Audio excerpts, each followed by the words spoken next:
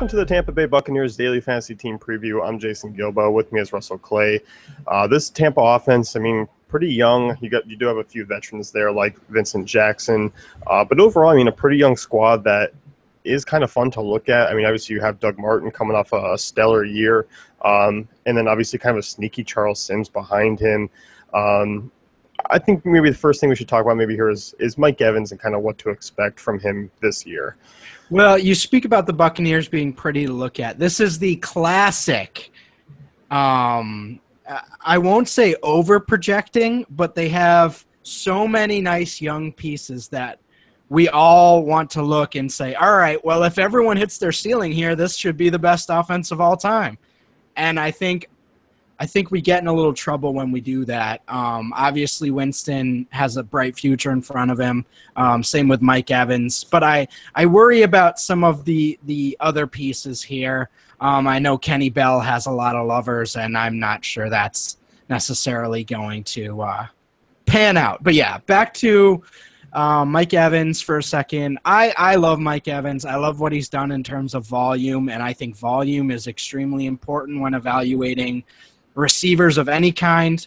Sometimes inefficiency lies to us and tells us that receivers in prominent roles are bad, which is normally not true. Even if a receiver had an inefficient season, it just means they had an inefficient season. So Mike Evans obviously dealing with a rookie quarterback. 150, 160 targets last year. I think you can expect a pretty similar workload this year. Obviously didn't get the receiving touchdowns he got the year before. He is a red zone threat. You just have to look at him, or not even look at him, look at his height and weight and know that that's probably what he does. He's been that in his college profile. He's been that in year one. So I think 10 touchdowns is not a reasonable projection, but something to reasonably expect in terms of upside in 2016. Yeah, I'm definitely in agreement. Mike Evans for me is one of those guys just below maybe that top tier that you're going to give a look at on a week-to-week basis, especially given the fact that, as we've kind of hinted at, guys around him, there really is no third wide receiver in Tampa. The tight end situation has a big question mark around it.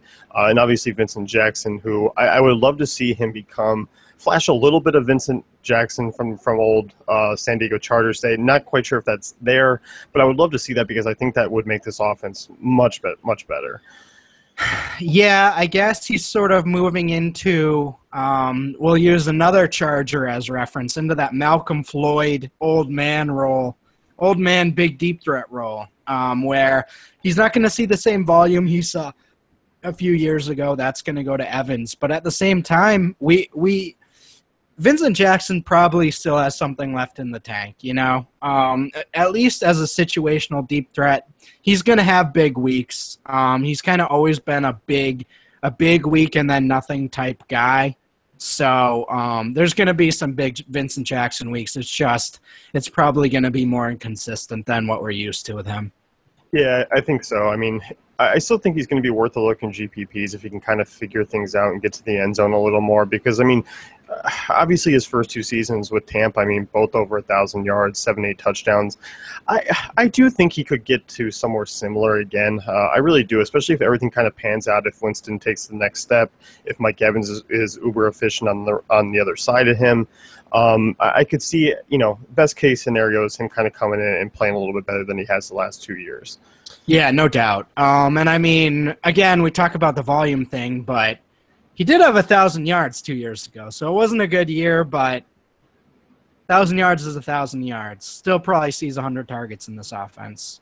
Yeah, I think so too. And really there's a glaring lack of a third option in the passing game. You really probably chalk it up to Charles Sims. 75 targets last year, 5 touchdowns, caught 54 balls. He was really the guy in the passing game, as odd as it is to say, that came through as kind of the secondary option there. Yeah, and I think you look at Austin Seferian-Jenkins and say, oh, there's the obvious pick. Before this offseason, headed into this offseason, that's kind of what we all were assuming collectively. But it hasn't seemed to progress in that direction. It looks like Cameron Brate's going to be at least on the field taking snaps from him. So, while I do think Safarian Jenkins takes the receiving down role still, it's going to be a little limited in my opinion. So I think we could see 70, 80 targets from him, but overall, kind of like what we saw with Ebron in Detroit last year. That's kind of what I see for Safarian Jenkins this year. Yeah, I'm definitely in agreement. I mean, you look at Jenkins, he's obviously a guy who struggled with injuries, just playing 7 games last year. So he's got to have that aspect where he needs to play a full season. And part of it has been he hasn't really been able to stay healthy. So how can you really develop any consistency, and especially in a situation where it's a newly acquired quarterback? Right, and I watched a game last year where I could kind of understand where these complaints are coming from, because there was a primetime game against the Rams last year, and if you watched what Safarian Jenkins was doing, there was like 3 or 4 times where he ran the wrong route, and you could tell like people were yelling at him, and like he was like throwing his hands up, and I mean he scored a touchdown, so the stats looked fine. But then if you watched that game, you're like, what is going on with this dude? And I mean I can't say. I mean the training camp stuff, it's sort of like you're on the outside, but okay, I guess this kind of makes sense, you know? Yeah, I mean, he's one of those wild card plays, and I think you were probably one of 45 people that actually watched the Buccaneers-Rams game last year. It was Thursday night, too, so you're probably right. Oh, I definitely know that was not a Sunday or Monday night game. Tavon Austin had 2 rushing touchdowns in that game, so that was fun for me. Oh, yeah, I mean, were you one of those guys in the contest that stacked the entire Thursday game and like came on and was like, oh, hey? I sure as heck had a lot of Gurley and Tavon.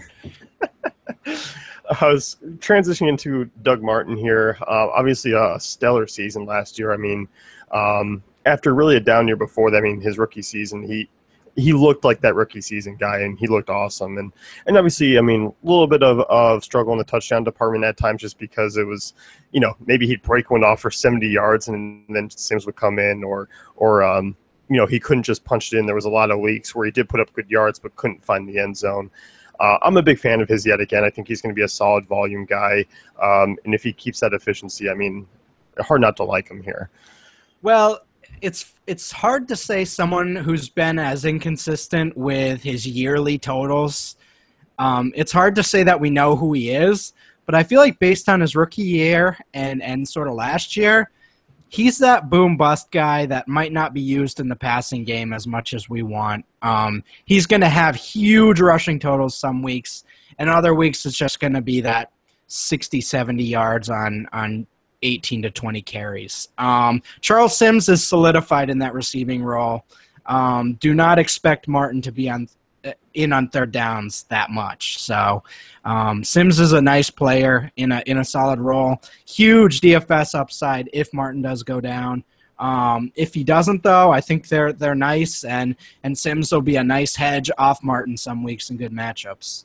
Yeah, definitely. I mean, could you see another 250-plus carries here? Yes, absolutely. 250 carries for Martin for sure.